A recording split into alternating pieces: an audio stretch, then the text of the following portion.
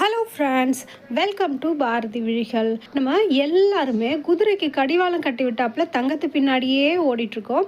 தங்கம் பார்த்தீங்கன்னாக்கா அதிக அளவு லாபம் கொடுத்துருக்கு அப்படின்றதுல எந்த சந்தேகமே கிடையாதுங்க. ஆனால் அதே அளவுக்கு நமக்கு வெள்ளியும் பல மடங்கு லாபம் கொடுத்துருக்கு அப்படின்றத நம்ம எல்லாருமே மறந்துட்டோங்க. அதை தான் நம்ம இந்த வீடியோவில் ஆதாரப்பூர்வமாக உங்களுக்கு காமிக்க போகிறேன்.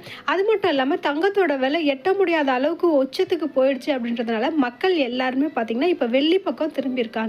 தங்கம் எந்த அளவுக்கு விலை உயர்ந்துக்கிட்டே போதோ அதே அளவுக்கு பார்த்தீங்கன்னா வெள்ளியோட விலையும் உயர்ந்துக்கிட்டே போகுது அப்படின்றதுனால இன்வெஸ்ட்மெண்ட்டுக்கு இப்போ பார்த்தீங்கன்னாக்கா வெள்ளி பக்கம் திரும்பியிருக்காங்க.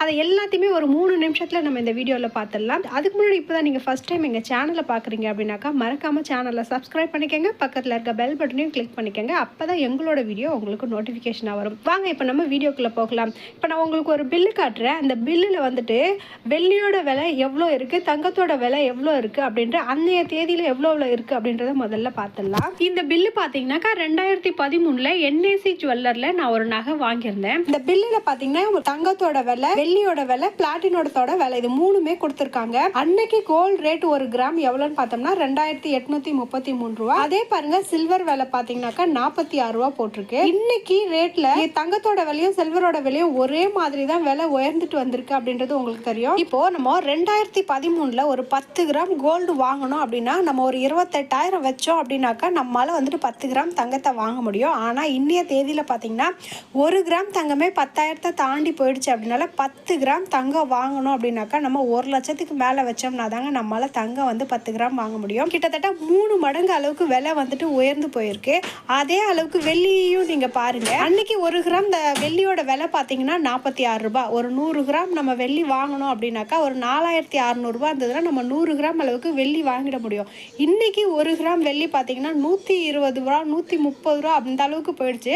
இப்போ நம்ம அந்த 100 கிராம் வெள்ளியை பார்த்தோம்னா ஒரு 13,000 14,000 வச்சோம் அப்படின்னா தான் நம்மளால வெள்ளி 100 கிராமே வாங்க முடியும்.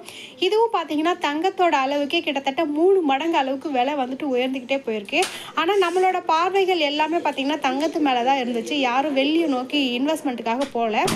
இப்போ பார்த்தீங்கன்னா மக்கள் தங்கத்தை போய் வாங்க முடியல, நம்ம வெள்ளியிலேயே அந்த அளவுக்கு லாபம் பார்க்க முடியும். இப்போ நம்ம கையில் ஒரு 5,000 ரூபாய் இருக்குது அப்படின்னாக்கா ஒரு 50 கிராம் வெள்ளி வாங்கி நம்ம ஒரு இன்வெஸ்ட்மெண்ட் பண்ணுறோம் அப்படின்னாக்கா அது எல்லாராலும் முடியும். ஆனால் அதே 5,000க்கு உங்களால் கோல்டு காயின் வாங்க முடியாதுங்க. ஏன்னா இப்போ 5,000க்கு 1/2 கிராம் கோல்டு காயின் வாங்கினீங்கன்னா நீங்கள் எல்லா கடையிலையுமே பார்த்தீங்கன்னா 6% வரைக்கும் வேஸ்டேஜ் போடுவாங்க.